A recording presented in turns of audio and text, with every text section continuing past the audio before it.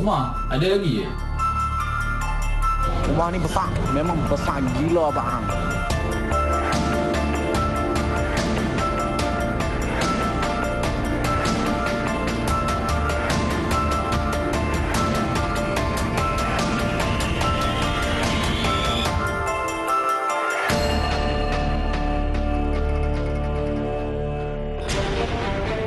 Assalamualaikum dan salam sejahtera. Jika minggu lalu kita berbicara mengenai pembuatan gigi palsu di jalanan, tetapi malam ini topik scam jadi pilihan edisi siasat. Scammer, satu perkataan yang menjadi igawan ngeri buat semua. Apatah lagi yang pernah kena. Ada banyak jenis scam di Malaysia, tetapi yang paling popular tentulah Makau dan Love Scam. Tetapi bukan dua jenis scam itu yang kami mahu kongsikan kepada anda. Sebaliknya, skamer hartanah atau broker haram. Ya, skamer hartanah. Bunyi pun grand macam empayar perniagaan Donald Trump dekat Amerika sana tu. Mereka lebih real dan semakin tajam akal. Memerah duit mangsa sampai kuntang. Kalau periuk yang penuh nasi, silap-silap sampai kekerak pun dilicinkan. Janji bulan dan bintang dengan taktik mengampu sampai pembeli dan pelabur hartanah terpedaya. Ialah, siapa yang tak mahukan kalau RM100,000 untuk tanah lot yang mereka kata boleh buat banglo atau rumah agam. Bagi yang nak melabur mungkin dah boleh bina hotel. Wow, dahsyat. Melalui pendedahan Institut Ejen Hartanah sepanjang tempoh PKP dan PKPP, jumlah aduan berhubung isu penipuan hartanah meningkat 30%. Kebanyakannya dari orang awam yang ditipu broker haram. Mereka ambil kesempatan waktu sukar ni atas perasaan takut dan keadaan yang tidak terjamin. Ikuti pembongkaran Muhammad Hamdi Fahmi, Muhammad Zaki. Saya setuju untuk profit blok tadi tu. Tingkat 22 tau. Harga rumah RM180,000. Rumah ni besar. Memang besar gila Abang Hang. Jaga tu tunjuk gambar Hang. Rumah ni boleh buat 6 bilik. Untuk kalau nak buat bangla boleh buat duit pula kat situ.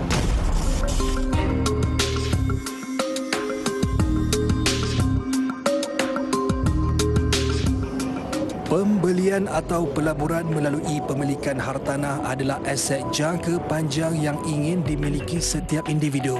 Ia adalah sesuatu yang berbaloi jika berjaya memilikinya. Rata-rata pengguna yang berurusan perniagaan hartanah hanya merujuk dan bergantung kepada nasihat perunding hartanah. Tidak kurang ada yang serah bulat-bulat segala urusan berkaitan kepada perunding hartanah asalkan prosesnya selesai. Pendek kata, bayar saja jumlah diminta dan tunggu perunding hartanah uruskan. Jarang sekali kita periksa sama ada perunding hartanah itu ialah seorang ahli profesional yang berkelayakan atau sebaliknya. Seperti apa yang berlaku kepada nasib pembeli ini, nasi sudah jadi bubur. Buat pinjaman bank hampir RM100,000 demi mendapatkan tanah lot yang ditawarkan. Namun dari tahun ke tahun dan kini sudah menjangkau sedekat, penantian diharap nampakkan hasil ternyata bagai menanti buah yang tak gugur-gugur. 10 pembeli di kawasan dot 8696 Mukim Dengkil, Sepang, Selangor ini hanya gigit jari. Yang dikejar tak dapat, hutang dah terikat. Tinjauan kami mendapati tanah yang dijanjikan kini terbiar, dipenuhi semak samun dan menjadi hutan. Mereka yang tidak bertanggungjawab itu lesap tanpa sebarang kabar berita.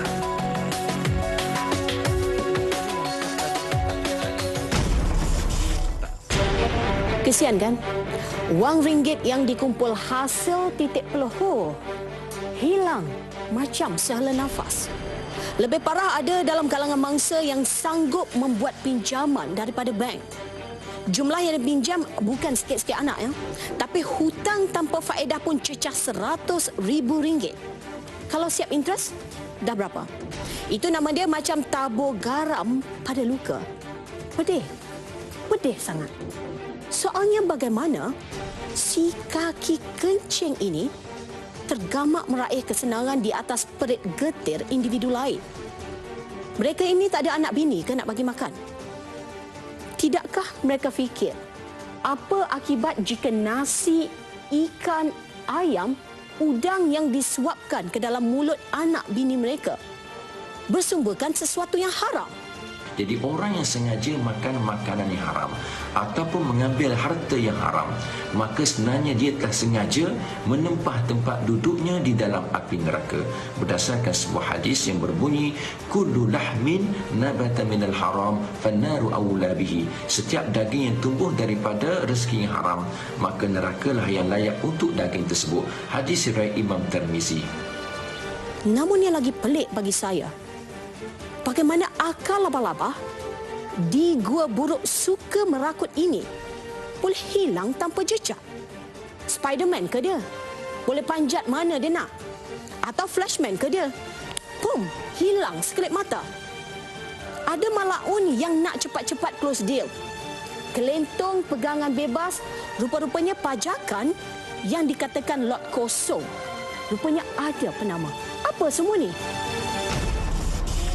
Hutang dengan bank perlu dilunaskan setiap bulan kerana kebanyakan pembeli tanah ini membuat pinjaman peribadi. Mereka tertarik membeli tanah lot berkenaan kerana harganya yang murah. Tawaran pula hanya dibuat melalui banting iklan tepi jalan.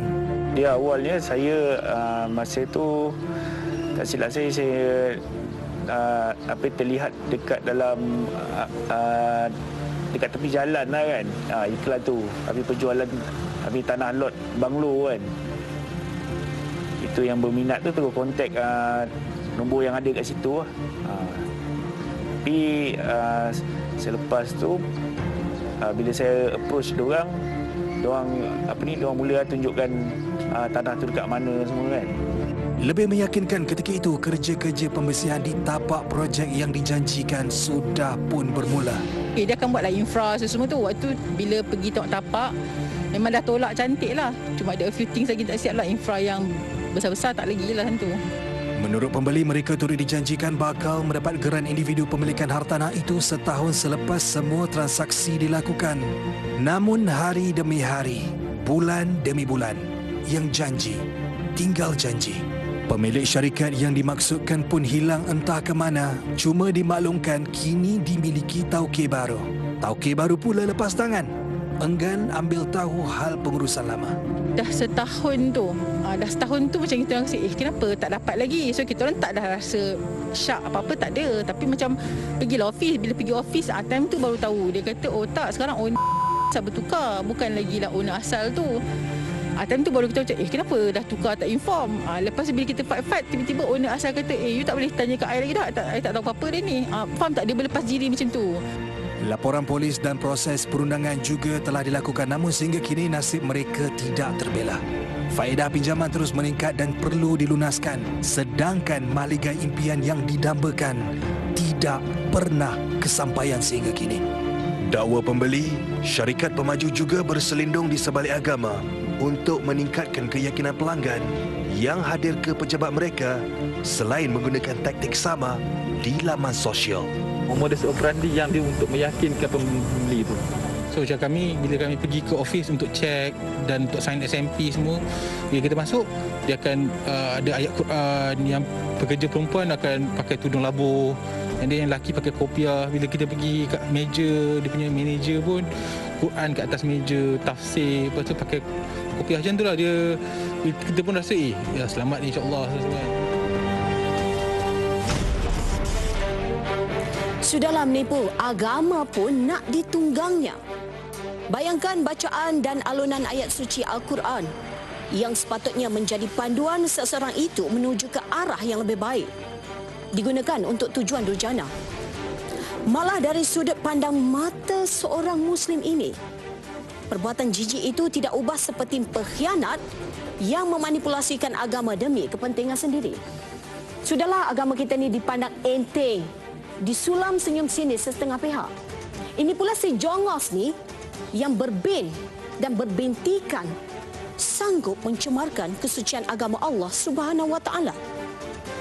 Tidak cukup dengan menunggang agama, kumpulan fasik itu mengaburi mata dan telinga mangsa dengan modus operandi yang sangat-sangat licik. Manusia ditolak ke kiri, agama ditolak ke kanan. Semuanya demi perut sendiri, tak kira halal atau haram, asalkan angan-angan jadi kenyataan. Apa benda semua ini? Edisi Siasat berehat seketika kembali selepas ini. Macam bro ni ejen sah ke macam mana? Oh, tak apa, jangan risau itu. Dah jaga lah, jangan risau. Ambil turun dari A sampai Z ya. Jangan risau.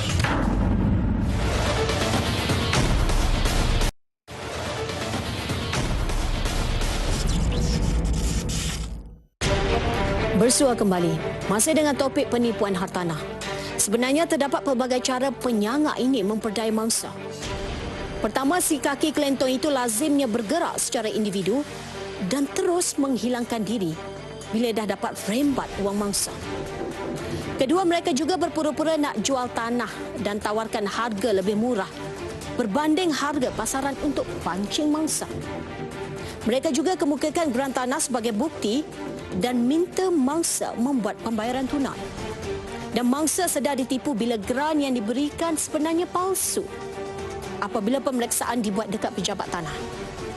Ketiga, suspek akan jumpa mangsa untuk bincang tentang peluang perniagaan dan tender sebelum ajak berkongsi beli tanah dan keuntungan yang kononnya boleh dijual dengan harga lebih tinggi. Setelah mangsa serahkan wang, suspek hilangkan diri. Dan yang terakhir, suspek berpura-pura untuk beli tanah dan minta mangsa keluarkan wang simpanan. Kononnya untuk mengelakkan cukai. Suspek kemudiannya melarikan wang mangsa. Mangsa beli tanah daripada suspek dan membuat pembayaran penuh. Namun, setelah melihat tanah tersebut, rupa-rupanya tanah itu milik orang lain. Masa awal-awal tadi kami dedahkan bagaimana modus operandi si keparat ini licik meraih untung melalui platform media sosial dan e-dagang. Lantaran itu, tim Edisi Siasat cuba menghubungi nombor ejen secara rambang. Hello bro. Saya Fahmi. Saya dah tengok nombor bro dekat saya berminat tengok rumah. Ada lagi je? Oh, saya rumah. Saya rumah yang sana. Saya kalau boleh nak yang kondo ke, apartmen ke. Ada lagi? Macam apartmen ni, saya ada lagi satu rumah dekat Pusat Alam dengan bagi murah ni. Kalau nak kita boleh adjust, tu satu lagi nak stay ke nak invest lah. Tu kita depends tu. Tapi kalau boleh saya nak stay lah. Stay sendiri lah. Okey. Kita boleh set lah jumpa bro. Boleh sembang sikit lah, kita adjust juga. Macam mana?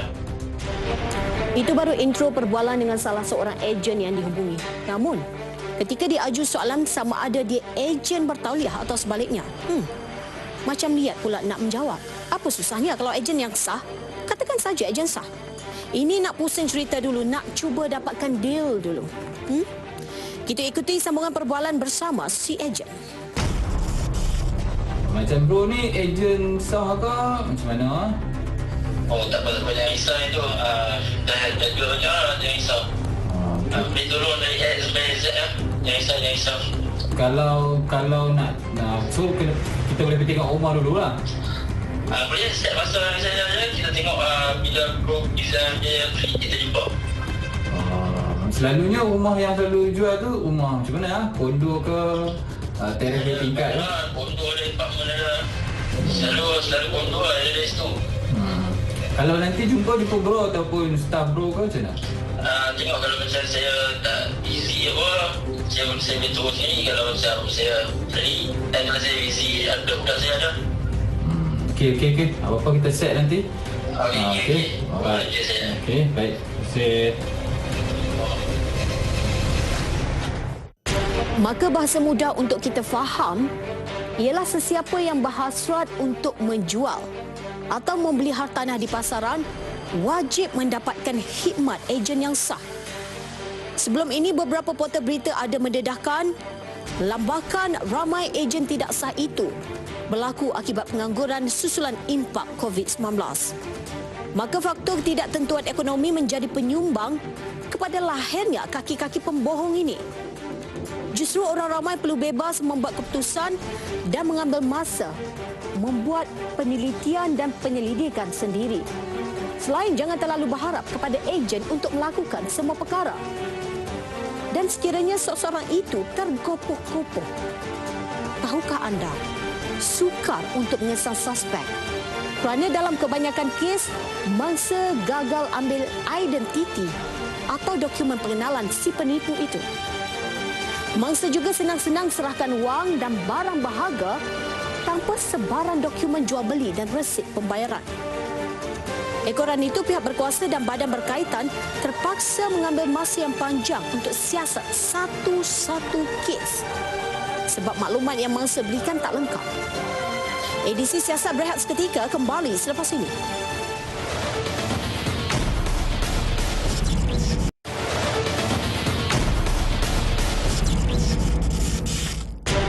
Kembali bersua. Sebelum rehat tadi kami paparkan bagaimana si penipu bijak memperdaya mangsa dengan memasang alunan ayat suci Al-Quran di premis haram mereka. Dan menurut wartawan kami si Fahmi itu, golongan jahanam ini kritis melebarkan sayap penipuan mereka melalui hampir seluruh platform media sosial. Namakan apa saja? Twitter, Facebook, Instagram, LinkedIn, lagi power TikTok. Semua puak-puak ni ada. Kalau dah nama pun kaki kencing, memang banyak akal lah. Dia tak peduli pun berapa banyak hutang yang kita tanggung untuk pelaburan yang tak wujud tu. Di bawah peruntukan Seksyen 30A dan Seksyen 30 Akta Penilai, Pentaksir dan Ejen Harta Tanah 1981 Akta 242.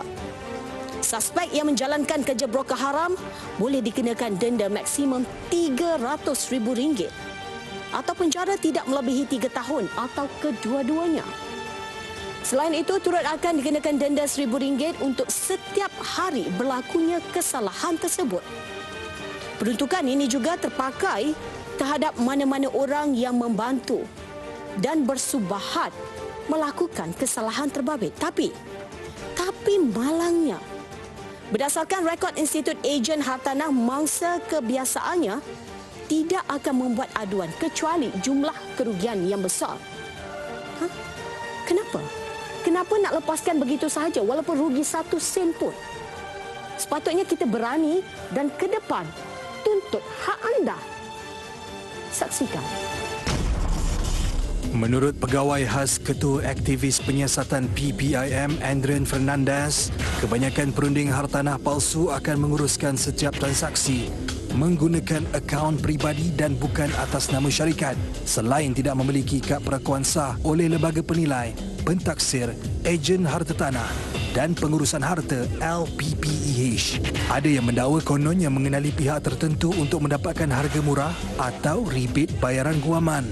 Lepas mereka mungkin scam satu tempat tu, mereka akan berubah ke tempat lain supaya orang tak tahu. Selalu melibatkan macam tanah lot ke tanah-tanah yang kecil. Menurut seorang perunding hartanah bertauliah, Muhammad Muntazar, orang ramai perlu bebas membuat keputusan dan mengambil masa membuat penelitian dan penyelidikan sendiri. Pembeli jangan terlalu berharap kepada ejen untuk melakukan semua perkara itu. Sekiranya mengambil khidmat ejen pula, pastikan individu itu berdaftar dan disahkan kerana hanya ejen sah dipertanggungjawabkan terhadap maklumat yang dikongsi. Malah, sebarang maklumat salah atau mengelirukan itu juga boleh dimaklumkan kepada firma ejen terbabit bagi tindakan lanjut. Ejen mestilah, perunding hartanah mestilah mendapat kebenaran daripada owner untuk menjual properti dia. Biasanya owner kita akan dapatkan persetujuan owner dengan satu surat yang kita panggil authorized to sell. So dari situ ejen mendapat hak ataupun mendapat authorized untuk iklankan, jualkan dan mula membawa bakal-bakal potential buyer untuk membeli atau memview rumah tersebut. Hati-hati dengan tawaran sesuatu yang murah kerana itu jerat paling mudah untuk memperdaya mangsa. Bagi yang gelap mata dengan tawaran sedemikian, mudah saja masuk jerat yang akhirnya kempunan segalanya. Jangan sampai yang dikejar tak dapat, yang dikendong pula keciciran. Yang pastinya kehadiran puak broker haram ini bak cendawan tumbuh, memberi reputasi buruk terhadap imej profesion hartanah yang terdiri daripada lebih 25,000 pengamal ejen hartanah berdaftar. Ada yang sudah advance menggunakan platform laman media sosial dengan menjadi guru pelaburan hartanah. Mereka cuba rekrut kononnya ejen baru dengan menawarkan pelbagai kursus pelaburan hartanah yang akhirnya lebih kurang seperti skim cepat kaya. Orang jual barang, dia jual air liur. Senang kerja kan? Ada juga syarikat yang boleh diarah, ditutup. Bagi yang buat sendiri-sendiri, ramai yang masih bebas di luar sana. Lesak. Tak tinggal bayang. Dengar nasihat ni. Jika anda tidak mahu jadi salah seorang mangsa jerat broker haram. Menurut ahli LPPEH Ishak Ismail, sejak 3 tahun lalu lebih 313 kes direkodkan membabitkan penipuan ejen hartanah dan syarikat pengurusan harta. Manakala 180 kes terdiri daripada mereka yang tidak berdaftar dengan lembaga itu. Kita akan memanggil mereka untuk dihadapkan ke lembaga disiplin dan di sana siasatan akan dilakukan dan akan menentukan sama ada kes mereka mempunyai kes yang ada prima facie ataupun sebaliknya. Kalau sekiranya ada kes prima facie dan mereka dapati bersalah, maka mereka boleh dikenakan sama ada denda ataupun di lesen gantung mereka, digantung lesen mereka ataupun mungkin lesen mereka akan dibatalkan. Tambahnya, bagi mereka yang tidak berdaftar dengan lembaga berkenaan, pihaknya telah mengeluarkan amaran untuk menghentikan operasi mereka. Jika dilihat di beberapa platform laman sosial, kelihatan iklan hartanah sama rancak dengan perniagaan lain yang membimbangkan jika pembeli terpedaya lalu terkena umpan broker haram. Ada yang mencadangkan supaya satu mekanisme diwujudkan untuk memerangi broker haram itu daripada terus mengaut keuntungan atas angin. Lebih-lebih lagi dalam kebangkitan era digital. Dan kepada orang ramai dinasihatkan sentiasa berwaspada dan cross-check sebelum membuat sebarang transaksi bagi pembelian atau pelaburan hartanah. Mereka diwajibkan untuk senantiasa memakai tag, tanda nama ini. So kalau seorang ejen hartanah, dia akan ada tanda nama yang berwarna biru ini. Kalau sekiranya perunding hartanah, mereka juga mempunyai kad menjalankan kuasa ini yang berwarna merah. Orang ramai juga boleh menyemak status individu yang mengaku sebagai ejen hartanah melalui aplikasi LPPEH yang boleh dimuat turun melalui telefon pintar masing-masing atau menerusi laman sesawar rasmi LPPEH dengan hanya memasukkan nama dan nombor kad pengenalan. Macam-macam cara nak hidup kan? Tak kisahlah halal ke haram ke, janji perut kenyang, hati pun senang. Tapi untuk apa? Jika kesenangan itu berdiri di atas kesengsaraan dan penderitaan orang lain. Memang kalau dasar menangguk di air keruh, tahan luka di pergentingan. Hidup anak Adam bukan untuk diperbodoh. Sepatutnya jadi jambatan untuk kita sama-sama ringankan beban. Cukuplah 30 minit kita bersiaran, tamatlah cerita dunia disulam pelbagai warna dan peristiwa meskipun matlamat tidak pernah menghalalkan cara. Bagai ulat nangka terhempas ke batu. Kenapa masih ada individu berhati dan berkepala batu? Ingat, sekali terciduk, pasti terlingkup. Sebarang maklumat, aduan atau info bersesuaian untuk edisi Siasat Bongkar, boleh email ke edisi-siasat@ntv7.com.my. Saya Suzila Idayu Yaakob, hos anda pada malam ini. Edisi Siasat melabuhkan tirai. Assalamualaikum. Selamat malam.